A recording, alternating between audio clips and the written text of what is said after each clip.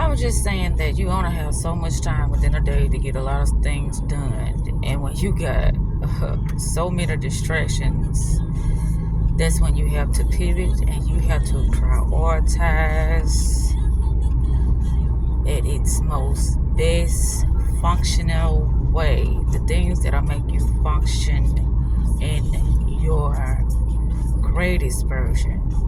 You have to put aside your feelings, your emotions, your ego, your, all your judgmental aspects, and get the job done. However that looks, just get the job done. And it's like, I don't know how to get the job done.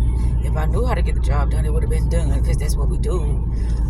We get to the top of things. We don't let things get to us. We handle the day. We don't let the day handle us, So I was just sitting here thinking to myself, all the stuff I got to do, which I could have did a lot yesterday, but I used my time unwisely yesterday. So now it's crunch time. Then I was just thinking about how I need to go and have another conversation with the girls. But I know this is like, whoa. I would see things and I'm like, okay, it ain't so bad because they ain't getting out of hand. But it's like it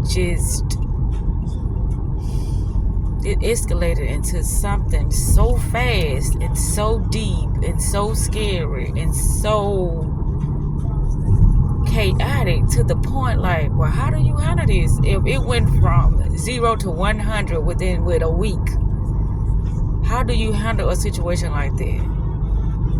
0 to 100, meaning like, oh, it was manageable. I ain't gonna say bearable, it wasn't nothing to bear, but it was manageable. It wasn't anything really going on. So you really don't focus on something. But that's the thing. If you don't catch it while it's in its minimal state, or while it's in its very low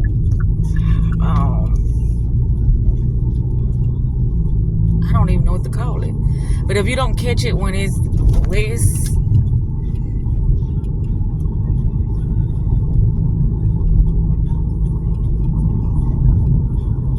tension, I'm gonna say tension.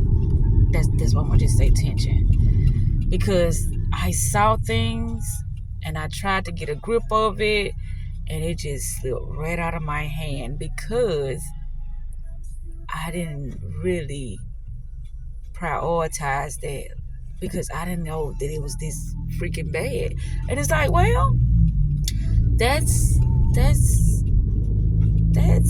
in the beholder of the observer, how bad or how unfixable it is. That's in the beholder of the observer. I'm the observer and I look at it, it's like, shit, either you gonna bow down to me, because I'm gonna keep doing what I'm doing. Now, it ain't bothering me what I'm doing. It's bothering you what I'm doing. So if you don't like what I'm doing, hey, you better give me what I want, because all I'm going to do is double down on it. And so, may the best man win. I always said this. May the best man win. I'm not trying to play a fucking game, especially when it's dealing with something that I have no control of, actually mentally. If something is happening, we need to come to some type of resolution, some type of agreement. Because if we don't come to an agreement, this shit gonna get ugly real fast, and it's not gonna get bad for me. I told myself, if I had to really put my girls in a group home and all of that, I would have a year.